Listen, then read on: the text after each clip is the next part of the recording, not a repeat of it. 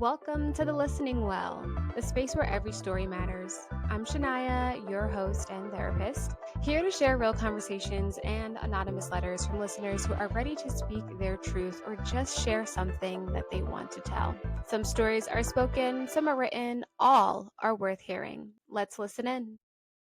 Hello, everyone. Thank you so much for tuning in to today's episode and into another story. We are here today with our guest, Carly. I would love for you to share a little bit about yourself, Carly, and what drew you to reach out to join the pod today. Well, I'm always about sharing positivity and giving tips on how to be positive amongst anything that's going on, whether it be chronic illness or just something devastating that's going on. How do you have a mindset of positivity during that? And I was born with a congenital Rubella Syndrome, which affects all your bones, your skin, and your organs. So I've been a chronically medical patient pretty much all of my life. So I've had to make choices, right? How do you stay positive? How do I not get in the woe is me or why me, all that? And I liked that your podcast was about stories and, sharing light. So that's why I approached you. Thank you so much. I appreciate you for sharing a bit about yourself. And I would love to know more about what story or moment feels right to share with the audience today. Well, so basically, I've had 64 surgeries to date. Okay. So that's a lot of surgeries. Yeah. So I'm always juggling between doing podcasts and running my own shows and working. And then there are times when I just can't work, but at the same time, I'm still even working from bed. So Okay. that's the point about the positivity part is how do you get into that mindset? Because we always have a choice, right? We always have a choice to react Hmm. or respond and respond in a way that someone can actually hear the feedback Right. versus saying something that's so critical, people are automatically going already in the flight or flee response. Hmm. Hmm. So I just really always try and get people to understand that there's always someone somewhere that has it worse than you do at that given moment. There's always someone Yeah. going through something somewhere. What did the journey look like to get to this space where you are now to have such positivity? Because I'm sure in the beginning, the journey may have looked a little bit different. And don't get me wrong, there's still days I do have my woe is me where I'm just pissed because I'm really, really not feeling well. And I'm just like, I'm over this. But at the same time, I still have to choose in that moment how I'm going to be. Yeah.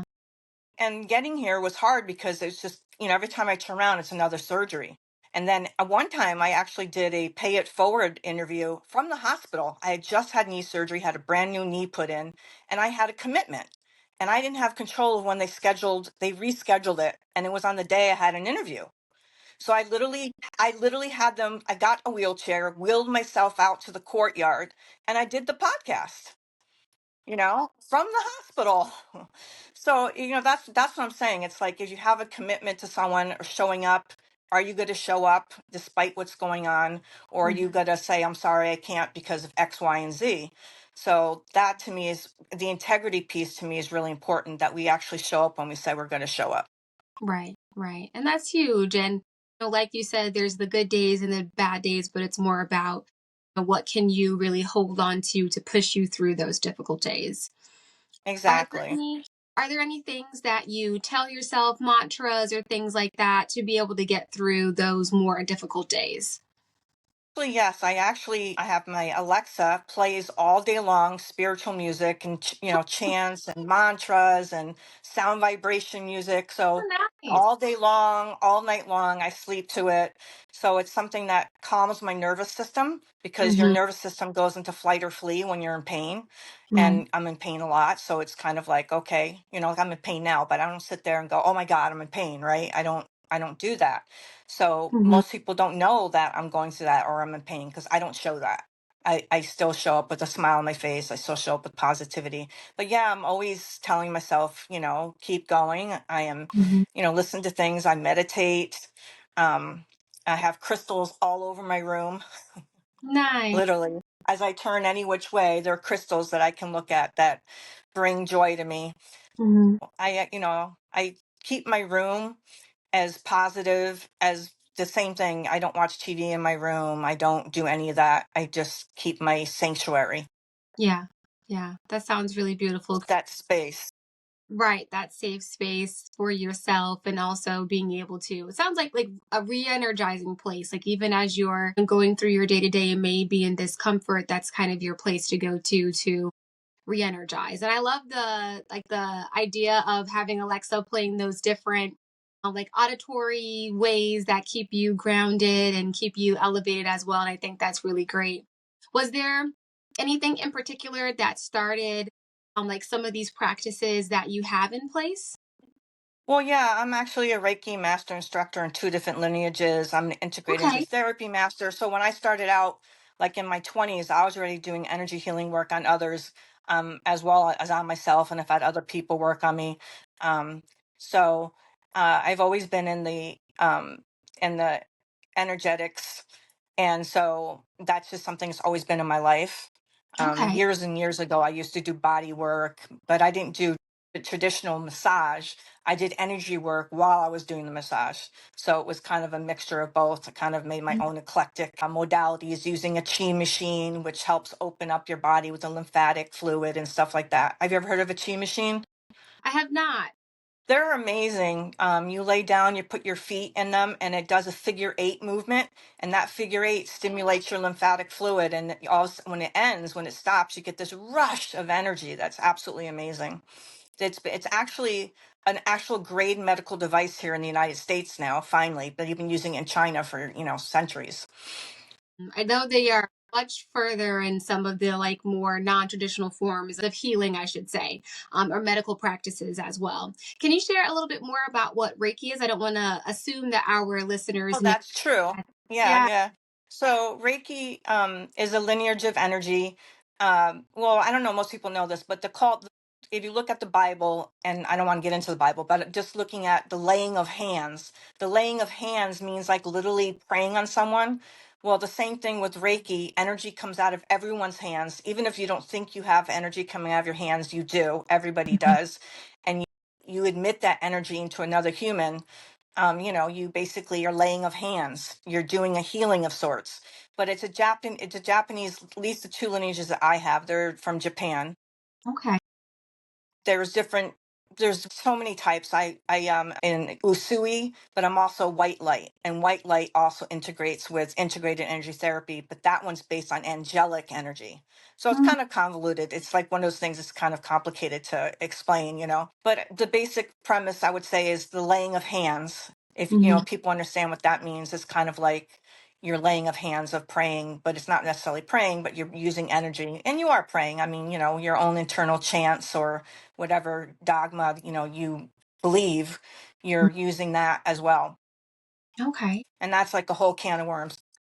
The other thing I wanted to touch upon, because you brought it up too, was medicine, right? Eastern and Western has a place. A lot of people are like, screw Western. Well, Western has a place. You break something, it can be fixed.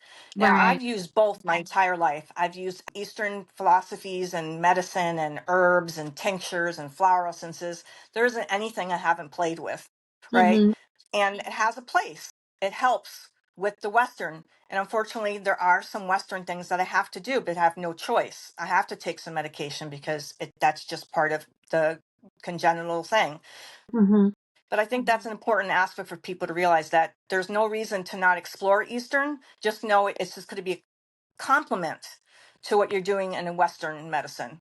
And of Hmm. course, always consult your doctor. I'm not a doctor, so I'm not saying for someone to do something or not, but I'm just saying I have found that Eastern practices have been really amazing and helpful. Yeah, thank you for sharing that. And I also like resonate in your feeling that a lot of times people are like, you either go one way or you go the other. But it sounds like there's space for there to be maybe like a layering of the different type of practices that someone does, whether that's Eastern or Western, to be able to heal and help themselves. Yeah, exactly. I think we get so close-minded, and we Hmm. don't, we say that's woo-woo, right? Like that's Yeah. just woo-woo. So, I mean, if we can take the woo-woo-ness out of it and realize that it just is what it is, and Right. actually do some investigation and, you know, read and study and find out what it really is, your eyes might open to see it's something that you might be open to. Right. Right. Do you know of any resources, books, places that listeners can go to if they might be interested in learning more? Yeah, I know. I mean, literally, just Google Yeah. Reiki, Reiki, and it's a plethora of information there. YouTube has tons of videos on Reiki and Reiki music and Reiki beautiful imagery of videos. And the other one is called ietlearn.com, which is the integrated energy therapy. So that's another resource. Yeah, and that's more. It's a mixture of Reiki and angel-based energy, Okay. Okay. which is pretty cool because you get to play with the angels. And I hope that some folks might take some time to look into that if that really resonates with them. Can you share a little bit more about what it looked like in terms of like process to go through having 64 surgeries? The process. It's a mental mind blow because every time you don't get scared anymore. It's kind of like it's just another day. Like literally, if I go there and I'm like, oh, it's just another day. But mentally, even though I'm in a good space mentally about it, your body still goes into flight or flee. So that's really interesting. You still get panicky, even though it's just another day. So a lot of that was having the courage to also go to counseling to get some tools. A lot of people are afraid to go to counseling or say that they've been to counseling or whatever. Yeah. And I found that very valuable for me because she was able to give me some tools that I hadn't thought about. Hmm. It's like trying to be life coach for yourself. That doesn't really work, right?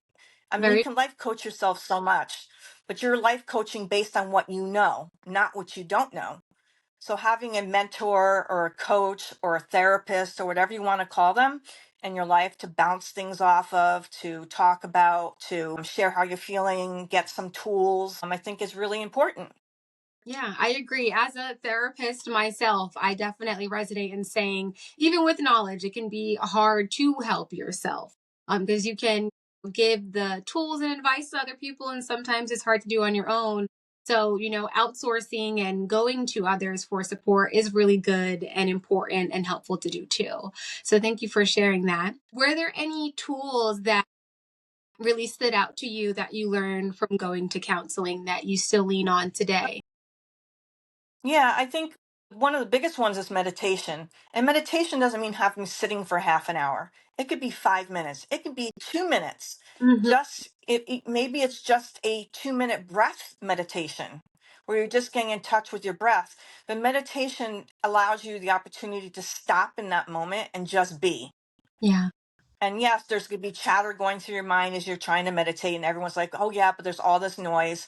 You just have to sit with the noise, Mhm. and eventually that noise gets less and less, if you continue to practice, of course.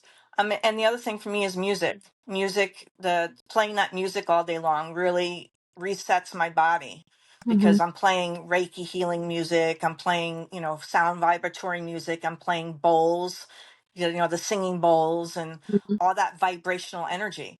So that really has helped a lot. So I can always turn to those things when I feel like I need to. Right, I can right. just lay down for, a 2 minute session and just listen to music and just reset, or I can sit up and meditate. And I think that's an important piece, and knowing that it doesn't have to be this like grandeur thing, like you said, where you're sitting in silence for a half hour. It can be what sounds like whatever you have time for. And even in that little bit of time, it still makes a big impact and has a positive difference. It does. And also, there's different types of meditation. Sometimes I'll do what they call japa chanting, which is you walk and you chant. Some Okay. people some people need to do meditations that are movement meditations. So like Tai Chi, right? Hmm. Or qigong. It's movement energy.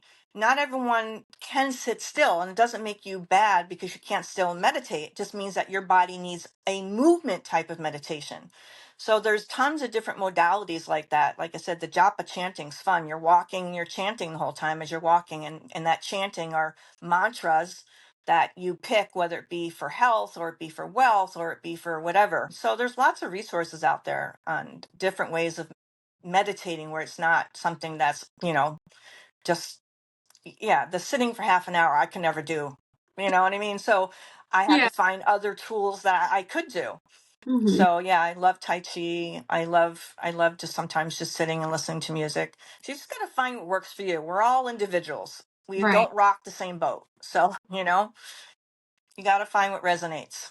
Right, absolutely. Thank you so much for taking a bit of time to share a bit more about you and what has worked and helped you during this journey that you have been on. If there's any one thing that you hope that listeners take away from hearing your story, what would that be? You always have a choice. You have a choice of how to respond or react, because that's everything. How you choose to respond or react sets your tone for the whole day, sets your tone in that moment for anything. Just pause and stop and think before you act or speak, for that matter. Words can be very harmful Right, absolutely. or beautiful and pleasing and positive. And sometimes it can be the hardest to tell ourselves those beautiful and positive things instead of focusing on what would be like negative self talk. Were there any like strategies or things that you leaned on to kind of help change that thought process to focus more on positive aspects of life? I think I know everyone says positive affirmations doesn't work. They're like, oh, they don't work. And that's why I say doesn't, because I don't know, everyone has these different things. But I really do think that positive affirmations, if you're just reading them out loud, not just to yourself, it Mm-hmm. can give you that little boost that you need. It may not be penetrating and healing you the way, some people say it takes 30 days to create a habit, but it Right. actually takes a lot longer it does take longer. It takes like up to 90 days to do the neural links in your brain to change an actual behavior. So, I can't say for sure that if you did the positive affirmations for 90 days, that would be so that all of a sudden you've totally changed their mindset, because then again, you're a person and you're going to, fall back a little bit, and then you go forward, you go two steps back, two steps forward. So I really just think that anything that you can find reading positive, I have calendars like Marianne Williamson and stuff like that, and Ask Esther or Hicks. You can have positive calendars that have a phrase on it for the day. You can read a little, like, one page from a journal. There's lots of those books out there that are like 365 days of whatever, and it could be about self-help, it could be about religion, it can be about anything. Mm-hmm. Mm-hmm. For some people it's the Bible. Right. Right. Everyone has their own thing. Yeah, and I definitely agree that, using positive affirmations can be helpful. But like you said, it's something that takes time because you are like rewiring those neural pathways. And even just the intentions of trying to focus on more positive things can help.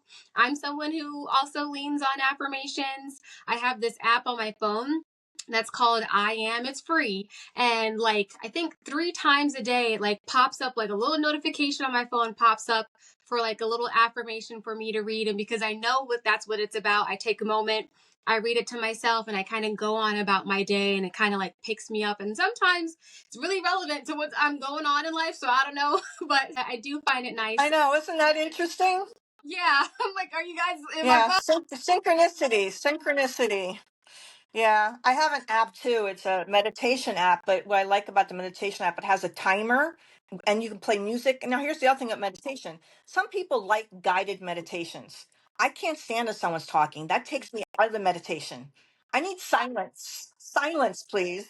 So like I prefer doing music or, or nothing. But Mhm. there's this app has everything. You can play music, you cannot play music, you can have bedtime stories, you can read stories. And that's the thing, is exploring. There's so many apps out there for meditation and self-awareness and self discovery. I mean, there's just a plethora of apps out there. And that. Right, I know, I know. So, one thing that we do is for everyone that comes on to the show, we have them leave a question for our next guest and our listeners to think about. So, for you, what would that question be? How do you choose, and then a given moment, how do you choose to stop and choose to be, what I was saying before about choosing being reacting or not reacting, that's an important question to ask yourself. How in life, when you walk around in life, do you react or do you respond? Okay. That's And a great. respond means in a thoughtful way versus reacting is going to be something that's critical or it's going to be passive aggressive or something in that nature. So how do you choose to walk this world? Yeah. How do you walk in this world? Thank you for that. And the question that the previous guest on this show left for you is, what are you building in resistance or resilience? So the building the resilience is part of my whole positivity thing. Mm-hmm. Just always getting up the next day, and no matter how I feel, coming into that space of knowing that it's another day, it's a brand new day, and take it to, by the bulls by the horn. You really have to just get up and go instead of just sitting there in the pity and the the woe is me moment. So yeah, that my resilience is really challenging myself every single day to make sure I make it a good one, Mm-hmm. Well said. Well said. And are there as good as it can be. right, exactly. Are there any last things that you would like to share? I just want people to think about others, to be Mm-hmm. kind. You never know what the other person's going through in that moment. So if someone's irritating you, maybe pause and think, you don't know where they're coming from. So don't automatically respond in a way that's going to be negative. And that happens a lot because people get annoyed at something. They're standing in line, someone's taking too long. They don't know what's going on with that person in that moment. Just pause, relax, chill out. Like, just let things happen. Don't Yes. be so, in a rush to get to the next place. Right, right. Yes, I think that is something that I feel like everyone can take a page out of that book. Like, take a moment, chill out, not be in such a rush to get to the next thing. Very well said. And are there any ways that our listeners can connect with you, keep up with you? Yeah, absolutely. You can go to my website, Carly A. Thorne at carlyathorne.com. And my email is the same. It's carlyathorne at gmail.com. And it's Carly, Carly, A as an apple, and then Thorne, Thorne. So you can reach me via email at Gmail or to go to my website, or you can find me on Facebook. I mean, if you Google my name, I'm all over the internet. So Perfect. Good, good. you can find me somewhere. I'll make sure that your information is linked in the show notes. And I appreciate you so much, Carly, for taking the time to share your story with us and for joining me on the pod. Yes, thank you so much for having me. It was a joy. And to our listeners, thank you for taking the time to tune in to today's story. Hello, everyone. As always, this is the reflection piece of the episode. It was really great speaking with Carly. I resonated so much with the mindfulness approach that she has to a lot of the different things that she utilizes in terms of healing and remaining in a positive space. Like I said, I have this app that I use. I'll link it in the show notes. It's called I Am. And every person that I know personally, I tell them about it. Whether they use it or not is up to them. But I do think it is really, helpful. And it's kind of like a passive way to do mantras, which can be nice, especially when you might be unsure about how you feel about mantras. And it kind of is like a helpful pick me up. It's kind of like receiving a nice text from someone saying something nice to you, but instead you're saying it to yourself by reading that positive message to you. Another thing that I've done is like when you can make those little app groups on your phone, each of the app groups that I have, the title is an affirmation. So an affirmation can look like, I am abundance. Everything comes easily to me. Whatever is meant for me will be like just, like little pick me ups for yourself, which can be nice to see and helpful on a regular basis. And some of the things that she mentioned, like utilizing Reiki, different forms of meditation. I was not aware of the form of meditation that she mentioned. I'm trying to think of the name of it, but I can't right now, where you're moving around physically. And I'm really glad that she mentioned that because I feel like so often meditation really is just expressed and shared in a way where you're just sitting in one spot quietly, not saying anything, no movement. And that is really hard for folks, especially if you struggle with racing thoughts, anxiety, and things like that, because you are many times in that moment, paying attention to the breath, those guided meditations, they're walking you through that. And that could be a really uncomfortable experience for people sometimes.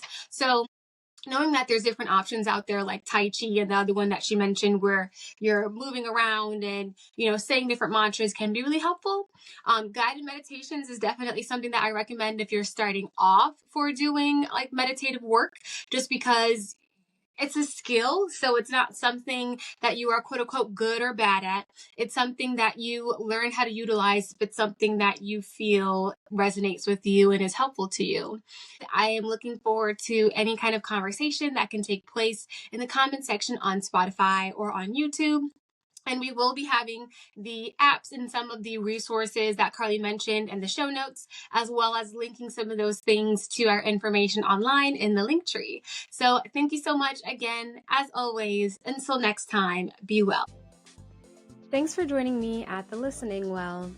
If you have a story, a secret you've never shared, or a question you'd like advice on, or just something that you would like to share with somebody else, you can send it in anonymously if you wish at the email thelisteningwell25@gmail.com. Every story matters here, and I can't wait to hear yours. Until next time, keep listening and sharing.